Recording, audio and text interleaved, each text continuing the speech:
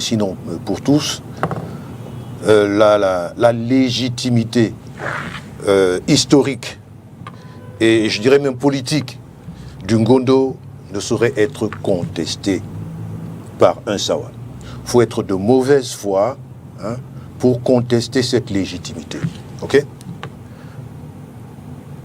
Mais si déjà du temps de René, on pensait au Grand Sawa, c'est peut-être parce que cette organisation était nécessaire. Et penser Grand Sawa, ça renvoie nécessairement à, alors que le Ngondo existe, ça renvoie nécessairement à le Ngondo est étriqué, il faut quelque chose de plus grand. C'est comme ça que moi je perçois ça. C'est-à-dire que si à l'époque, les gens comme René ont eu cette idée, cela signifie que lui-même qui était dans le Ngondo a considéré que le Ngondo était limité sur le plan territorial, et qu'il fallait quelque chose de plus grand pour être plus fort. Nous n'avons fait que récupérer une idée qui a existé, nous n'avons rien créé. Il n'est donc pas question de penser que le Ngondo, ou plutôt le Grand Sawa, a été créé en opposition au Ngondo. Non, rien à voir. Si on part du postulat qui a été le mien tout à l'heure, si le Ngondo est limité à un certain nombre de cantons, alors il est évident que le Ngondo voudra parler au nom des Sawa. Mais est-ce qu'il aura été, ou il aura pris la peine d'entendre les autres Sawa? Il me semble que non. Donc, le Grand Sawa, lui, il se veut un instrument au nom ou pour le compte de tout le Sawa, et donc y compris le Ngondo. Et je tiens à signaler que nos textes disent que les membres du Grand Sawa, tout chef traditionnel Sawa, je dis bien tout chef traditionnel Sawa, personne n'est exclu, aucun chef Sawa n'est exclu de cette association-là. La seule différence, c'est il y a des chefs, j'allais dire,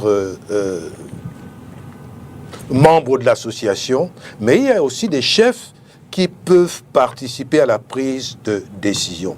Ceux qui participent à la prise de décision, c'est ceux qui disent « moi, j'adhère au Grand Sawa », avec leur fiche d'adhésion et tout ce qui suit derrière. Mais tous les autres chefs peuvent venir aux rencontres organisées par le Grand Sawa, cela ne pose aucun problème. Relativement à la hiérarchisation qui existe aujourd'hui dans nos textes des chefferies, nous avons réussi à ignorer cet aspect dans la mise sur pied du Grand Sawa, en ce que il n'existe pas dans le Grand Sawa des chefs de premier, de deuxième et de troisième degré. Il existe des chefs. Je veux dire que un chef de l'un des villages Sawa peut être le coordonnateur général du Grand Sawa, alors qu'il y a des chefs de canton. Moi, j'en suis un, et il en est un, et il y en a plein d'autres. Voilà comment nous sommes organisés. Alors, en quoi est-ce que nous sommes opposés au Ngondo? Moi, je ne vois pas. Peut-être que l'idée a été d'adapter le Ngondo à la réalité actuelle. Parce que, il me souvient que j'ai pris part à des réunions au cours desquelles